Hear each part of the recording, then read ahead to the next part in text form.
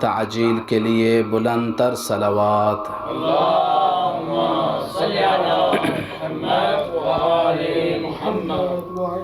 نعرہ تکبیر، اللہ اکبر، نعرہ تکبیر، اللہ اکبر، نعرہ رسالت، یا رسول اللہ، نعرہ رسالت، یا رسول اللہ، نعرہ حیدری، نعرہ حیدری، حسینیت، زندہ باد، حسینیت، زندہ باد، یزیدیت، زندہ باد، یزیدیت۔ زندہ باد۔ صلوات پڑھیں محمد و آل محمد کی ذات پر۔ اللہم صلی علی محمد وآل محمد۔ اعوذ باللہ من الشیطان الرجیم،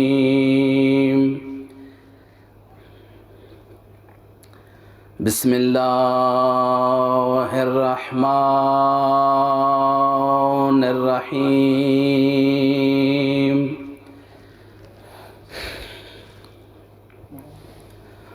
الحمد للہ رب العالمین والعاقبۃ للمتقین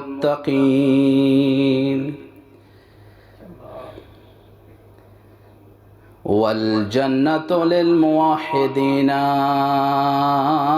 والنار للمعاندین،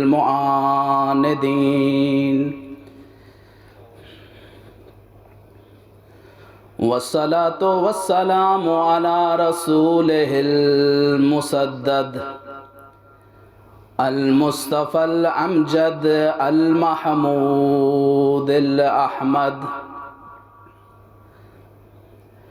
حبیب الہ العالمین ابی القاسم محمد، اللہم صلی علی محمد وآل محمد، وعلى وصیہ ووزیرہ وابن عمہ علی بن ابی طالب امیر المؤمنین، اللہم صلی علی محمد وآل محمد، والصلاة والسلام على سیدۃ الجلیلۃ مظلومۃ المحرومۃ عن حق میراث ابیہا، التي قالت بعد وفاة ابیہا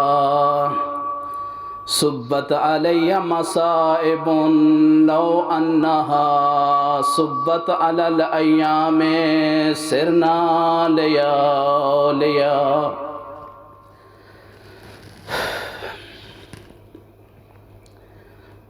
وعلى حسن المسموم والحسین الغریب الذي قال عند وقت ودائه من الخيام، یا زینب ویا ام کلثوم ویا رقیۃ علیکن منی السلام،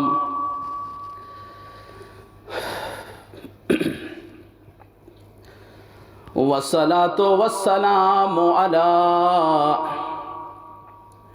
من نادت جدها رسول اللہ صلی اللہ علیہ وآلہ على جسد ابی عبداللہ علیہ الصلاة والسلام، صلی علیک ملک السماء وہذا حسین بالعراء،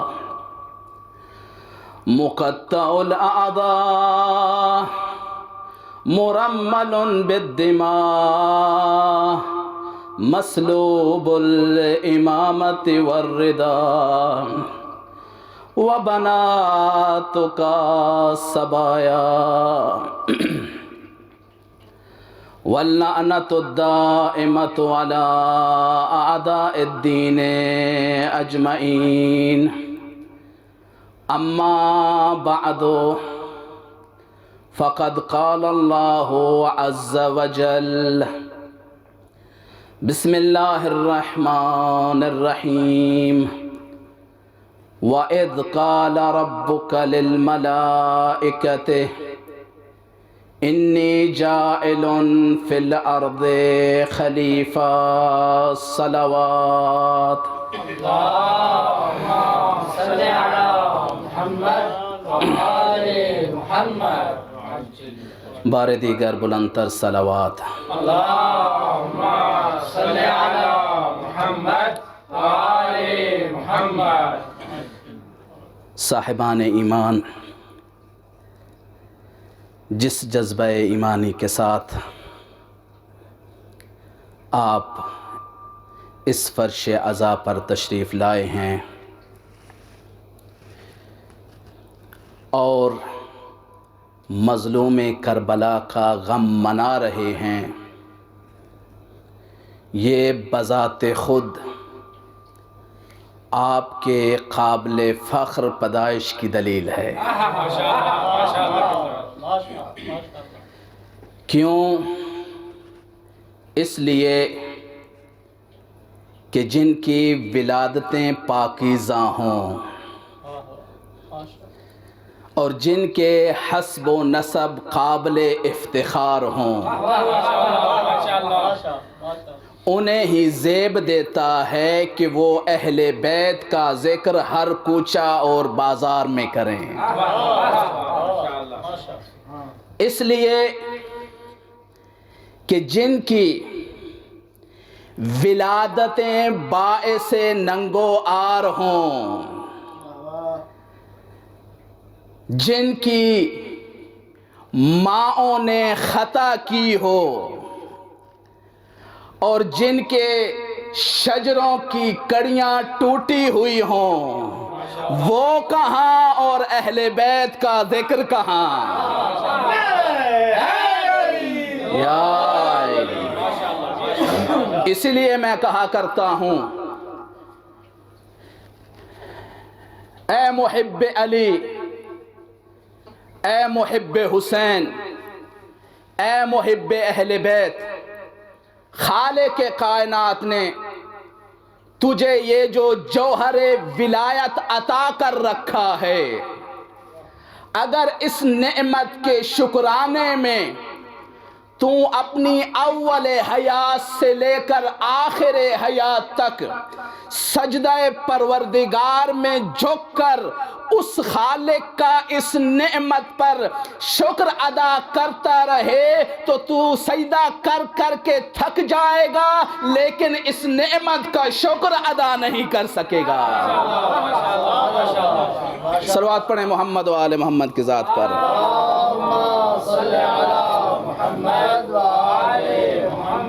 بار دیگر بلندتر صلوات۔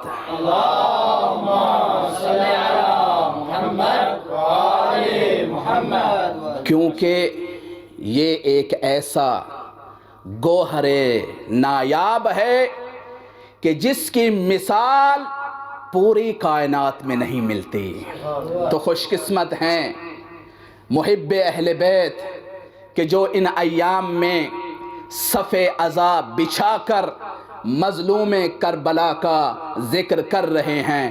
دنیا اپنے عقیدے کے مطابق، اپنے نظریے کے مطابق، بلکہ میں تھوڑا الفاظوں کو بدلوں، ہم جو خوش قسمت ہیں، ہم ان ایام میں اہل بیت کا ذکر منا کر اس بات کو ثابت کر رہے ہیں کہ ہماری ماؤں نے خیانت نہیں کی، اور اس کے مقابلے میں سوشل میڈیا پر بیٹھ کر آج کے ناجائز ملا اس ذکر کے خلاف جو باتیں کر رہے ہیں، یہ باتیں کر کے وہ اپنی نجس ولادت کو ثابت کر رہے ہیں۔ کیوں؟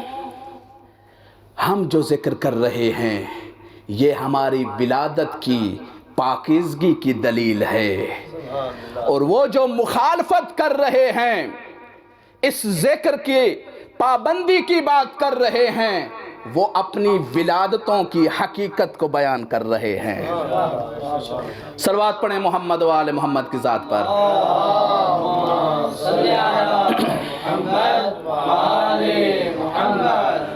ارشاد رب العزت ہو رہا ہے سورہ مبارکہ بقرہ میں، اذ قال ربک للملائکۃ انی جاعل فی الارض خلیفہ۔ اے حبیب، وہ وقت یاد کرو جب تمہارے پروردگار نے ملائکہ سے یہ کہا، انی جاعل فی الارض خلیفہ، کہ میں اس سرزمین پر، اس صفحہ ہستی پر اپنا نمائندہ منتخب کرنے والا ہوں۔ اب خالق اپنے حبیب کو یہ مرحلہ یاد دلا رہا ہے۔ اب یہاں پہ ٹھہر کر میں ایک بات کروں گا۔ بات کسے یاد دلائی جاتی ہے؟ جو اس واقعہ، اس حادثہ، اس کام کے واقع ہوتے وقت موجود تھا۔ توجہ کر رہے ہیں آپ؟ اللہ کیا کہہ رہا ہے؟ اے حبیب، وہ وقت یاد کرو جب تمہارے پروردگار نے اپنے ملائکہ سے کہا کہ میں زمین پر اپنا خلیفہ معین کرنے والا ہوں۔ تو اب اس سے یہ واضح ہو گیا کہ اللہ تعالی اس آیت کے ضمن میں اس بات کو بھی بیان کرنا چاہ رہا ہے کہ جب خالق آدم کو خلق کر رہا تھا تو اس وقت ذات محمد موجود تھی۔ اگر وہ موجود نہیں تھے تو انہیں یاد دلانے کی بات کا کوئی بنتا ہی نہیں ہے، جب وہ موجود ہی نہیں تھے۔ مثلاً کراتی صاحب اور میں ایک واقعہ کے رونما ہوتے وقت موجود تھے، یہ بھی موجود تھے، میں بھی موجود تھا، تو میں ان کو یاد دلاتا ہوں، کراتی صاحب آپ کو وہ وقت یاد ہے کہ جب فلاں حادثہ ہوا تھا، فلاں واقعہ ہوا تھا، تو یہ کہیں گے یقینی طور پر مجھے وہ یاد ہے کیونکہ یہ موجود تھے۔ ایسے ہی رب ذوالجلال اپنے نبی کو خلقت آدم کا واقعہ یاد دلا رہا ہے۔ اے حبیب، یاد کرو کہ جب میں نے آدم کو خلق کیا اور اسے زمین پر اپنا نمائندہ بنایا، تو آج یہ بھی اس حدیث کا فلسفہ بھی سمجھ میں آ گیا کہ جو نبی اکثر کہا کرتے ہیں کنت نبیا وآدم بین الماء والطین، میں اس وقت سے نبی ہوں جب آدم پانی اور مٹی کے درمیان تھے۔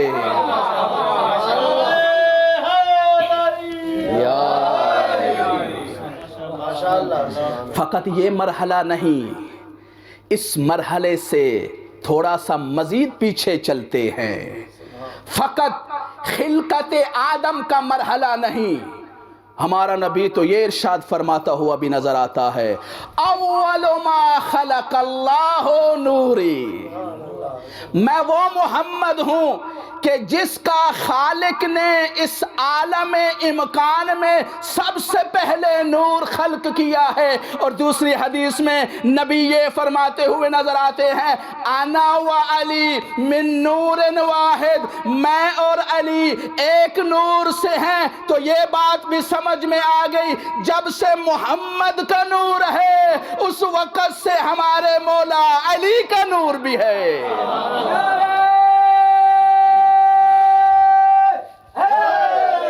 یا علی، صلوات پڑھے محمد و آل محمد کی ذات پر۔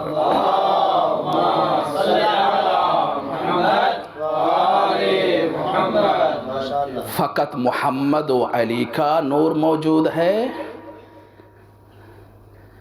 جو منکر فضائل اہل بیت ہے اس کے درد میں تھوڑا مزید اضافہ کرنے کے لیے میں یہ جملہ کہہ دیتا ہوں، فقط علی و محمد موجود نہیں تھے، سیدہ زہرا بھی موجود تھی، حسن و حسین بھی موجود تھے۔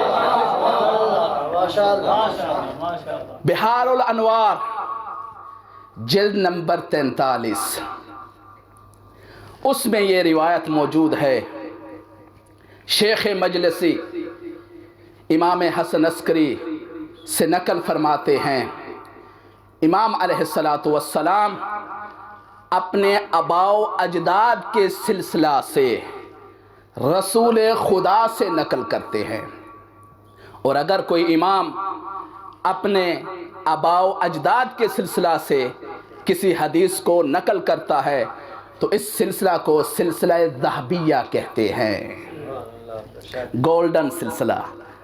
اس سلسلہ ذہبیہ کے ذریعے سے امام حسن عسکری علیہ السلام اپنے جد رسول خدا سے نقل کرتے ہیں کہ رسول خدا فرماتے ہیں، لما خلق اللہ آدم و حوا تبخترا فی الجنہ، جب اللہ تعالیٰ نے حضرت آدم اور اماں حوا کو خلق کیا تو جناب آدم اپنی پیاری زوجہ کے ساتھ جنت میں بڑے شان و شوکت کے ساتھ ٹہل رہے تھے۔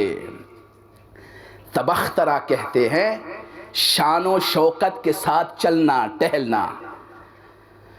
نبی خدا ابو البشر صفی خدا جب خلق ہوئے تو اپنی زوجہ جناب حوا کے ساتھ جنت میں بڑی شان و شوکت کے ساتھ چل رہے ہیں۔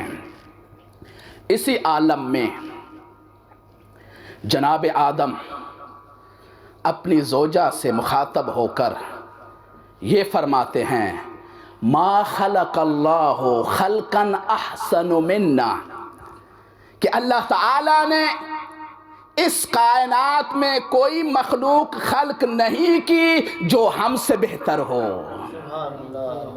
میں یہاں پہ ایک جملہ کہا کرتا ہوں کہ جب انسان کے ساتھ جناب حوا جیسی خوبصورت اور خوبصیرت زوجہ ہو تو انسان لا علمی کی بنا پر ایسے جملے کہہ دیتا ہے۔ پریشان ہو گئے ہیں آپ؟ اپنے جملوں کو گارنٹی کے ساتھ میں نقل کر رہا ہوں کہ جب انسان کے ساتھ اماں حوا جیسی یقینی طور پر بہت خوبصورت بھی تھی اور ساتھ خوبصیرت بھی تھی، جب انسان کے ہمراہ ایسا شریک حیات، ایسا ہم سفر ہو تو انسان سے لا علمی کی بنا پہ ایسے جملے نکل جاتے ہیں۔ اور یہ ایک فطرت سی بات ہے شاہ صاحب کہ جب انسان کے ساتھ اس کا ہم سفر ہو، اس کی شریک حیات ہو تو وہ بڑی بڑی باتیں کرتا ہے۔ یہ فقط انسانوں میں نہیں ہے قراتی صاحب، حتیٰ کہ دیگر مخلوقات میں بھی یہ چیز پائی جاتی ہے۔ ایک پرندے کا واقعہ نقل کرتا ہوں، آپ صلوات پڑھیں محمد و آل محمد کے ذات پر۔ اللہم صلی علی محمد و آل محمد۔ یہ واقعہ بھی بحار الانوار کی جلد نمبر 61 میں موجود ہے، صفحے نمبر بھی درج ہے میرے پاس، اگر کسی کو چاہیے تو وہ بھی مل جائیں گے۔ صلوات پڑھیں محمد و آل محمد کے ذات پر۔ اللہم صلی علی محمد و آل محمد۔ جناب سلمان کہ جنہیں خالق کائنات نے نہ جانے کتنی مخلوقات پر حکومت عطا کی تھی، چرند پر، پرند پر، جنات پر، انسانوں پر، ہواؤں پر، فضاؤں پر، نہ جانے کس کس مخلوق پر اللہ نے اس نبی کو حکومت عطا کی۔ جناب سلمان اپنے لشکر کے ساتھ، اپنے اصحاب کے ساتھ جا رہے ہیں، کیا دیکھتے ہیں کہ سامنے ایک مقام پر ایک چڑا اور ایک چڑی بیٹھی ہوئی ہے۔ وہ چڑا اس چڑیا کے ارد گرد چکر لگا رہا ہے۔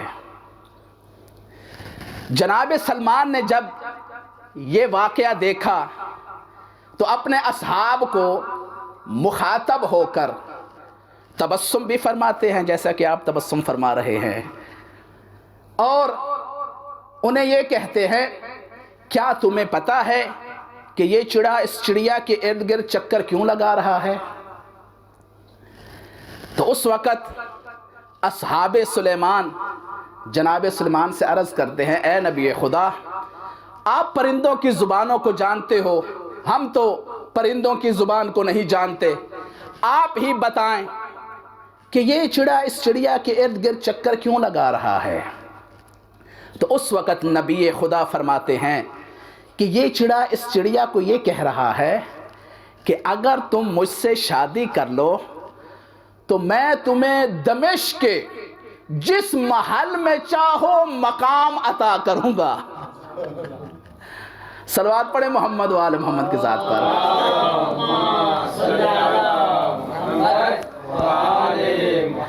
تو اب نبی خدا تھے، تبسم فرمایا، کہا کہ بڑا اس نے بہت بڑا ڈائیلاگ بولا ہے، اتنی بڑی بات کی ہے، اب یہ کر نہیں سکتا، لیکن اسے قائل کرنے کے لیے اپنے زوجہ کو، یعنی وہ جس زوجیت میں آنا چاہ رہی ہے، اسے قائل کرنے کے لیے یہ کہہ رہا ہے کہ اگر تم مجھ سے شادی کر لو تو میں تمہیں دمشق کے محلات میں سے کسی جس مرضی محل میں تم چاہو مکان عطا کروں گا۔ تو یہ سلسلہ ہوتا ہے بہر کیف۔ صلوات پڑھے محمد و آل محمد کی ذات پر۔ جب ذات احدیت نے جناب آدم کا یہ مکالمہ سنا تو اس وقت اپنے فرشتے جناب جبرائیل کو فوراً بھیجا اور کہا کہ اے جبرائیل جلدی سے جاؤ وَأَتِي بِعَبْدِي الفردوس الاعلیٰ، جلدی سے جاؤ اور میرے اس بندے اور اس کی زوجہ کو فردوس اعلیٰ میں لے کے آؤ۔ اب جناب جبرائیل گئے، جلدی سے جا کر خدا کا حکم پہنچایا۔ حکم پہنچانے کے بعد ان دونوں کو لے کر فردوس اعلیٰ میں پہنچے۔ فردوس اعلیٰ میں جب پہنچتے ہیں جناب آدم کیا دیکھتے ہیں؟ فردوس اعلیٰ کے جو جنت کا اعلیٰ مقام ہے، جناب آدم جنت میں تھے۔ ہاں کراتے صاحب، جناب آدم و حوا جنت میں تھے، اعلیٰ جنت میں نہیں تھے، فردوس اعلیٰ میں نہیں تھے۔ اسی لیے اللہ نے جبرائیل کو کہا کہ جاؤ اور آدم و حوا کو فردوس اعلیٰ میں لے کے آؤ۔ فردوس اعلیٰ میں آ گئے، کیا دیکھتے ہیں کہ فردوس اعلیٰ کی خوبصورت قالینوں پر ایک قالین پہ ایک محترمہ اور معظمہ بی بی بیٹھی ہے۔ جب جناب آدم نے اس معظمہ بی بی کی شان دیکھی، کیا دیکھتے ہیں کہ اس بی بی کے سر پر ایک خوبصورت تاج ہے، کانوں میں 2 خوبصورت گوشوارے ہیں، اور کیا حال ہے کہ اس بی بی نے اللہ کی پوری جنت کو اپنے چہرے کے نور سے منور کر دیا ہے۔ جب جناب آدم نے یہ ماجرا دیکھا تو اس وقت جبرائیل کو مخاطب ہو کر فرماتے ہیں حبیبی جبرائیل من هذه الجاریہ التي اشرقت الجنان بحسن وجہہا، یہ معظمہ بی بی کون ہے کہ جس نے اپنے چہرے کے نور سے اللہ کی جنت کو منور کر دیا ہے، تو اس وقت جناب جبرائیل عرض کرتے ہیں اے نبی خدا، ہذہ فاطمہ بنت محمد، یہ تیری اولاد میں سے آخری پیغمبر محمد کی بیٹی فاطمہ ہیں۔ صلوات پڑھے محمد و آل محمد کی ذات پر۔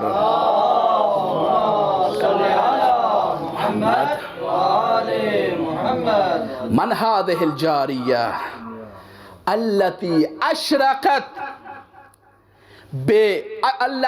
اشرقت الجنان بحسن وجہها، یہ کون سی معظمہ بی بی ہے کہ جس نے اپنے چہرے کے نور سے اللہ کی فردوس اعلیٰ کو منور کر دیا ہے۔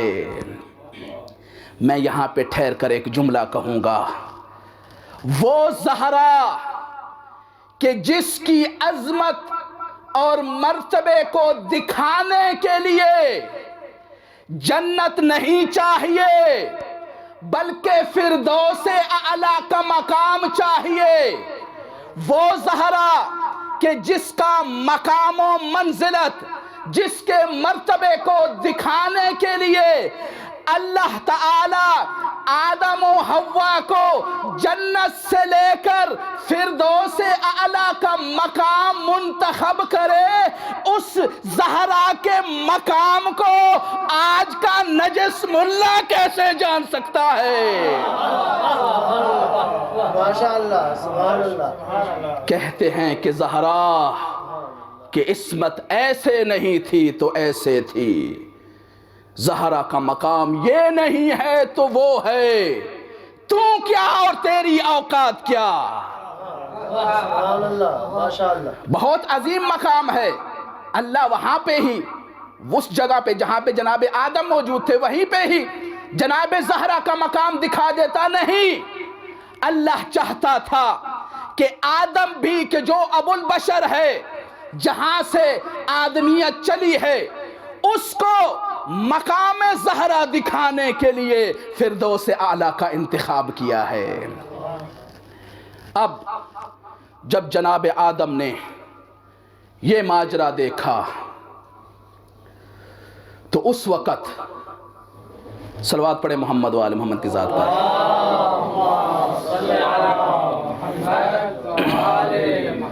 بار دیگر بلندتر صلوات۔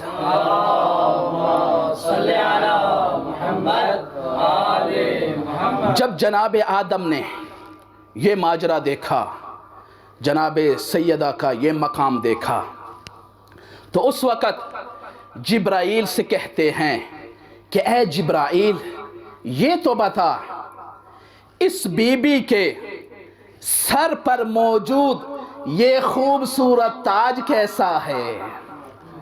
تو اس وقت جناب جبرائیل عرض کرتے ہیں اے نبی خدا، اچھے طریقے سے پہچان لے، یہ سر پہ موجود تاج کوئی عام تاج نہیں ہے، یہ اس محترمہ اور معظمہ بی بی کے شوہر نامدار علی ابن ابی طالب ہیں۔ پھر فرمایا یہ تو بتاؤ اس بی بی کے کانوں میں موجود یہ دو خوبصورت گوہرے کیسے ہیں؟ تو اس وقت جناب جبرائیل نے عرض کی کہ اے نبی خدا، یہ اس بی بی کے دو شہزادے حسن و حسین ہیں۔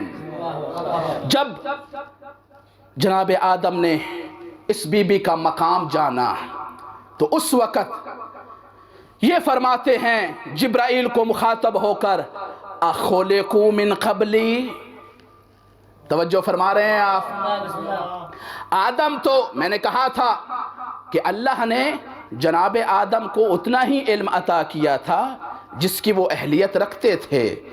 اللہ ہر ایک کو ہر علم عطا نہیں کرتا، ظرف کو دیکھ کر علم عطا کرتا ہے، اور بعض اوقات ایک شے سے جاہل رکھ کے اللہ تعالیٰ ایک مقام پر اسے اس شے کا علم عطا کرتا ہے تاکہ اسے پتہ چلے کہ یہ معلومات کیسی عظیم تھیں۔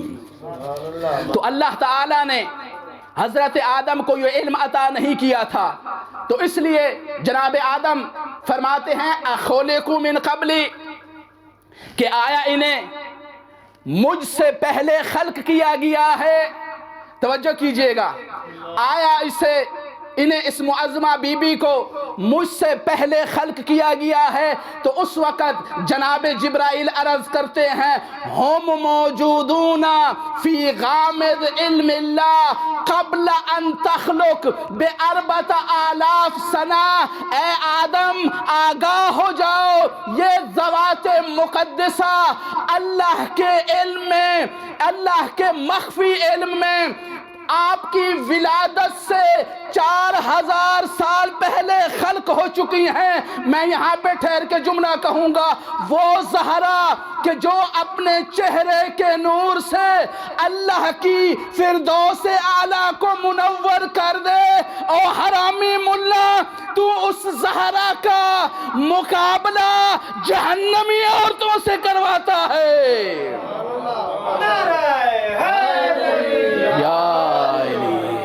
ماشاءاللہ، سبحان اللہ۔ کہ زہرا بھی عام عورتوں جیسی ایک عورت ہے، ہاں اسے ایک مقام حاصل ہے۔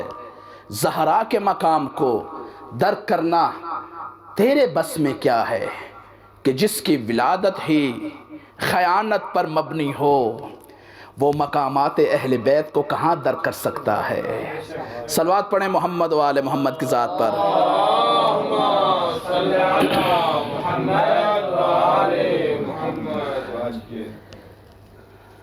آج تو محرم الحرام ہے، مظلوم کربلا نانا کے مدینہ کو چھوڑ کر کربلا میں وارد ہو چکے ہیں۔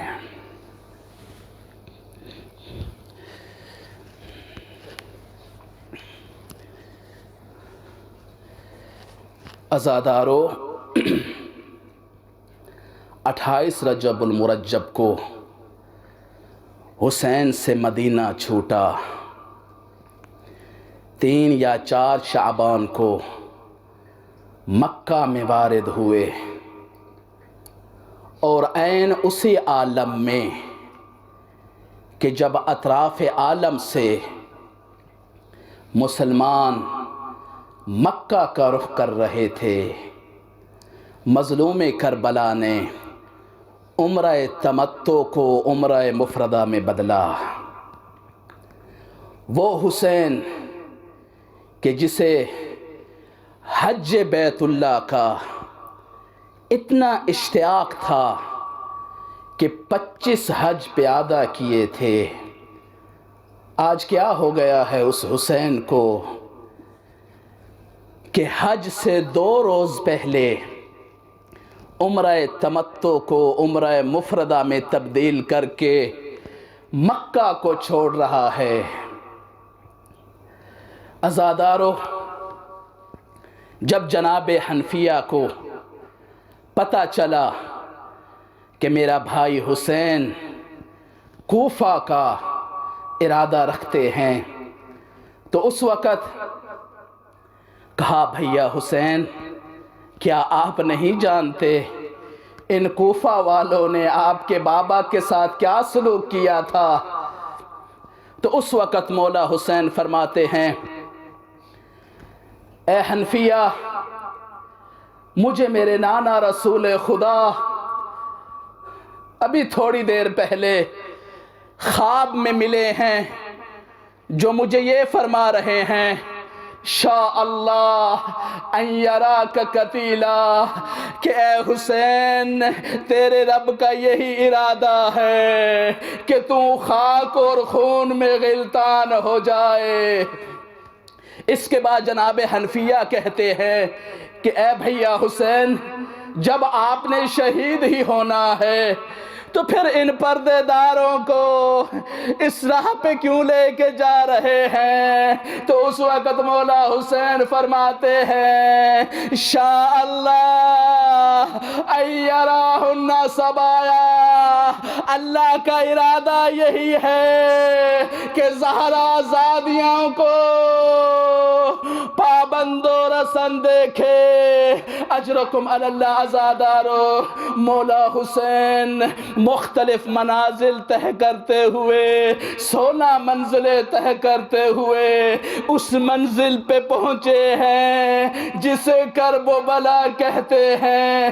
جب مولا اس سرزمین پر پہنچے ہیں تو اس وقت یہ ناسخ التاریخ کی روایت ہے، جب مولا اس سرزمین پر پہنچے ہیں تو یہاں پر آ کر مولا کا رہوار رک گیا ہے۔ مولا نے چاہا کہ یہ رہوار حرکت کرے لیکن رہوار حرکت نہیں کر رہا۔ مولا نے دوسرا رہوار تبدیل کیا، دوسرا کیا، تیسرا کیا۔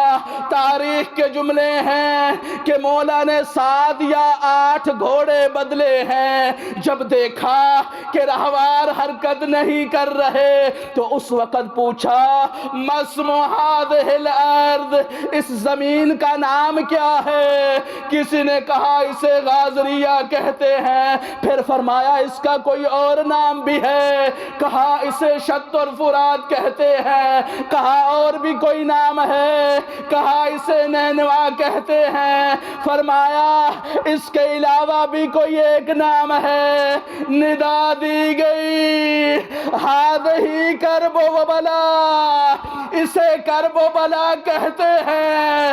تو اس وقت مظلوم کربلا نے کلمہ استرجاع بلند کیا، کہا ان للہ و انا الیہ راجعون، اللہم انی اعوذ بک من کرب و بلا۔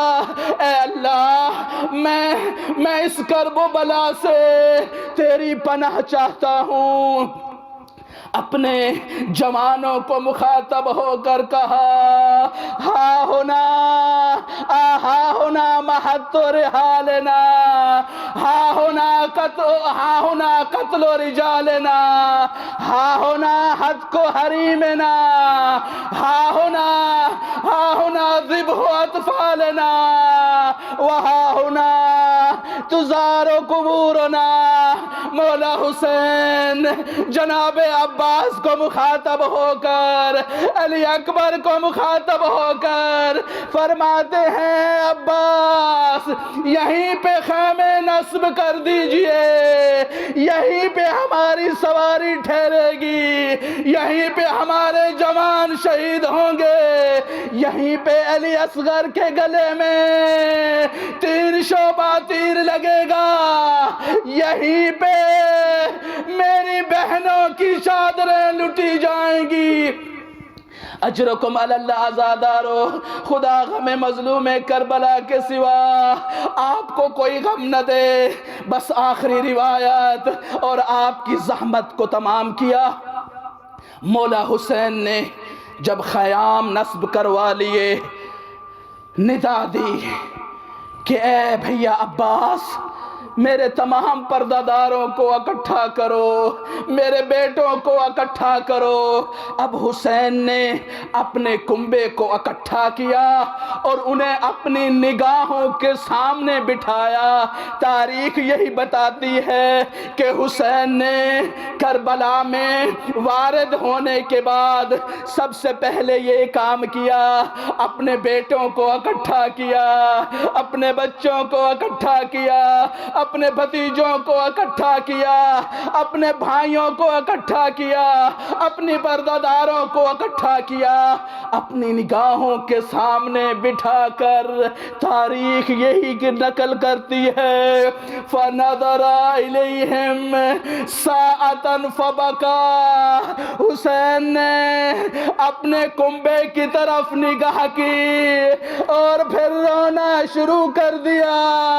میں کہوں کہوں گا شاید حسین کے ذہن میں وہ تصور آیا ہو، اے میرے اللہ آج 2 محرم ہے، عباس کے بازو سلامت ہیں، علی اکبر کا سینہ سلامت ہے، قاسم زندہ ہے، علی اصغر کا گلا سلامت ہے، میری بہنوں کی ردائیں سلامت ہے، لیکن ایک وہ گھڑی آئے گی جب عباس کے بازو قلم ہو جائیں گے، علی اکبر کے سینے میں برچھی کا پھل ٹوٹ جائے گا، علی اصغر کا ننا گلا ذبح ہو جائے گا، اور سب سے بڑھ کر میری بہنوں کی ردائیں لٹ جائیں گی۔ ان للہ وانا الیہ راجعون وسيعلم الذين ظلموا أي منقلب ينقلبون۔ اللهم صل على محمد وآل محمد۔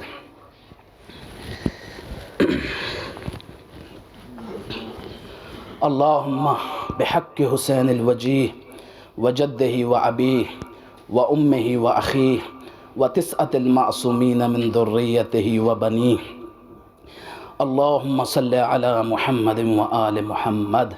اللهم انصر الإسلام والمسلمين واخذل الكفار والمنافقين۔ إلهي لا تسلط علينا من لا يرحمنا۔ اللهم اكشف هذه الغمة عن هذه الأمة بظهور الحجة۔ اللهم عجل لوليك الفرج واجعلنا من أعوانه وأنصاره والمستشهدين بين يديه في جملة أوليائه۔ اللهم احفظ الإسلام والمسلمين، اللهم احفظ مراجعنا العظام، اللهم احفظ شيعة أهل البيت في كل مكان، اللهم احفظهم عن شر الشياطين من الجنة والناس أجمعين، اللهم احفظهم عن جميع الأمراض والأعلال، وبالخصوص عن هذا المرض المؤذي الكورونا۔ اللهم شافي وآفي كل مريض بحق مريض كربلاء زين العابدين۔ اللهم ارزق جميع من حرم من الأولاد أولادا صالحة، ومن الأبناء أبناء صالحة، بالخصوص اللهم ارزق سید نوازش شیخ عقیل وجميع المحرومين من الأولاد أولادا صالحة۔ اللهم أعنا على أنفسنا، اللهم وفقنا لمراضيك وجنبنا معاصيك، اللهم افعل بنا ما أنت أهله من المغفرة والرحمة، ولا تفعل بنا ما نحن أهله من العذاب والنقمة۔ ربنا تقبل منا إنك أنت السميع العليم، وتب علينا إنك أنت التواب الرحيم، بحق محمد وآله الطاهرين۔ اللهم صل على محمد وآل محمد۔ صلی اللہ علیکم۔